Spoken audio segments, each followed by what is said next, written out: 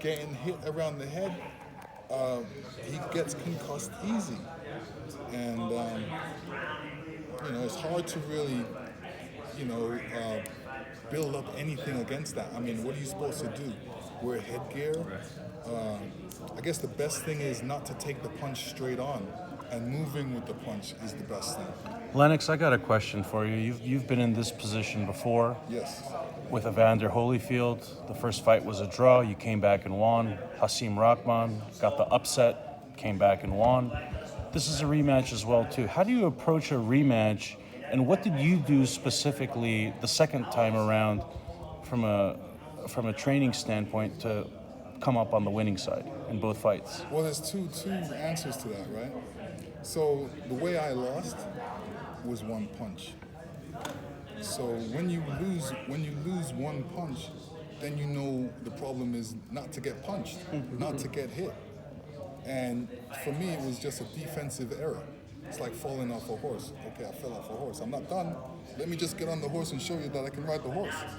So that was a situation like, yeah, okay, he caught me with a good punch, but he's not a better fighter than me. He's not a better boxer than me. I've got more talent than him, and there's too much upside.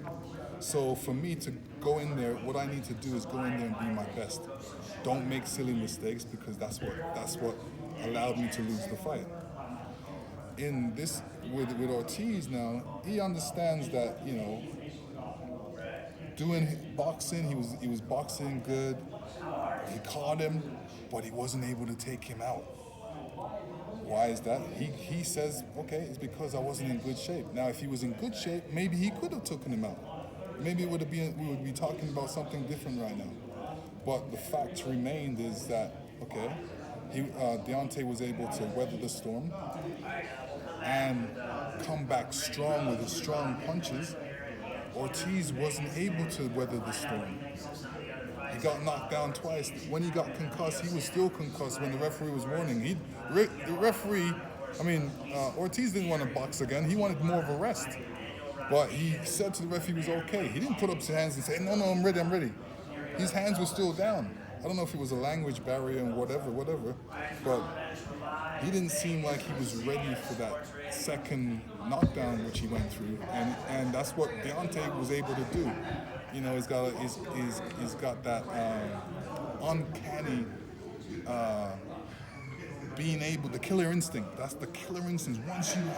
Once you smell blood, you go for it. He smells the blood. He's always smelled the blood, and he's able to take out people when he smells that blood. So sometimes he almost goes a little overboard. Oh yeah. I mean, one time he got him hurt, and he run in there that's the youth. That's the youth aspect. As an older fighter, he wouldn't do that. But I like what you said earlier. You said he goes right hand crazy. How do you, again, instinct? How do you try to fix your mind after doing this for all this time? To try to fix your mind and not rely on the hammer so often. Well, I always said, and I've always said it. If you can't knock somebody out, you better be able to box. So, not everybody you can knock out. There's guys out there that won't. You just refuse to get knocked out. Then what do? You got to be able to box. The fight with Tyson Fury, great fight. Tyson Fury was the boxer. But unfortunately for Tyson Fury, Deontay was a power puncher. Now, if you asked me, who would you pick, a boxer or a power puncher? Well, I was picking the boxer, but then the power puncher came through. So, you can lose every round, but if you get knocked out in the last round, then, what good does boxing do? So it's that balance. You got to have the balance of both. So who's winning the fight? Who's winning the fight? This time I have to go for the puncher. The puncher, because I know the boxer gets concussed easy. You think that'll lead to him getting knocked out earlier because he gets concussed easy? You think Yeah. Dude. So you talked about being able to slip those punches to absorb punches, so you don't get concussed and you don't get hit. Right. With his weight loss, back to his question earlier, with his being more fit, does that help him slip punches a little quicker and be quicker on his feet? Do you think? Absolutely. Absolutely. When you don't carry around 10 pounds or 15 pounds extra, it makes you lighter. But does it impact him from suffering from punches? No, it doesn't. Does not. No, it doesn't. So what do you make of Andy Ruiz losing all the weight? You look at it on the flip side. You have a guy who actually beat the champion, and he's trying to lose weight and trying probably to become. The difference with that fight, Andy Ruiz can punch like a motherfucker. That guy, I was at ringside, all I could hear is boop, bop, boop, bop. I'm like, what the fuck? This guy is, every time he's hitting, Guess the Russian, right? yeah, Russian, I'm like, I can hear these punches. I was like, ooh. So, what do you make of Ruiz losing all the weight as far as comparing Ortiz and Ruiz at this point, two heavyweights losing weight, where you think it could work in detriment to Ruiz but detriment to Ortiz but benefit Ruiz? I'm not sure because talking to his ex-trainer over there for a second, Who's ex-trainer? Freddie. yeah, Freddie. And Freddie says, he's trained Ruiz, and he's always said, when Ruiz loses weight, he's not as good. I don't know. I say if he loses weight, he's quicker, but still punches. Were you ever in that position where as a heavyweight you were conscientious of the scale, where you wanted to bring yourself down to a certain number? Yeah, yes, sir. Manny would always come in, and he'd come in when I was sparring, and he'd say, "Well, how much you weigh?" I'd go 240. He said, "No, come down a couple pounds." I'm like, yeah. So I'd come down to 235. He said, "Yeah, you look better. You look better." So he could see it from outside the ring, and I guess I could feel it inside the ring as well because I felt a lot better.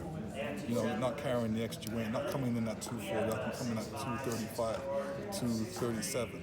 So even a few pounds feels better. Oh yeah, absolutely. Doesn't change your style. Doesn't allow you to accept punches better. You're maybe fitter, but still punches will affect you. And maybe you won't decline as quick. You may decline slower. And when I say decline, I'm talking you get hit, and all of a sudden you're low, your energy level goes low because you're getting hit all the time. But if you're fitter, you get hit, but energy level goes lower, slower, not as quick because you're in better shape. Yeah. So endurance is the weight that impacts endurance most. Right. So, Then sorry for cutting you. No. Then it really depends on how you get hit. If you get hit where you have to really recover, you're taking a lot of energy out of your body. Or if you're getting tap, you're not really recovering, Do you, from a psychological standpoint, put yourself in Deontay's situation. Let's say Mike Tyson brought someone like Victor Conti in his team, someone who has a past like that, who's now supposed to be an X-Factor-like figure. From a psychological standpoint, how do you approach that as an opponent? As an opponent, you mean the fact that Yeah. opponent brings somebody in? Yeah. Go on, help him. Go on, help him because You don't care specifically about stuff like that? no, because what happens is it's like everybody trying to fight Floyd Mayweather. They realize, oh, you know what? I need to cut off the ring because he moves so well. Okay. They go back and they practice for 3 months how to cut off the ring. It doesn't help you. You need to be practicing it for years. You can't just all of a sudden say, oh, one fight, I need to do this and then go and do it. Unless you're a great fighter that can do that. But, great fighters are difficult. They're caught in their same thing.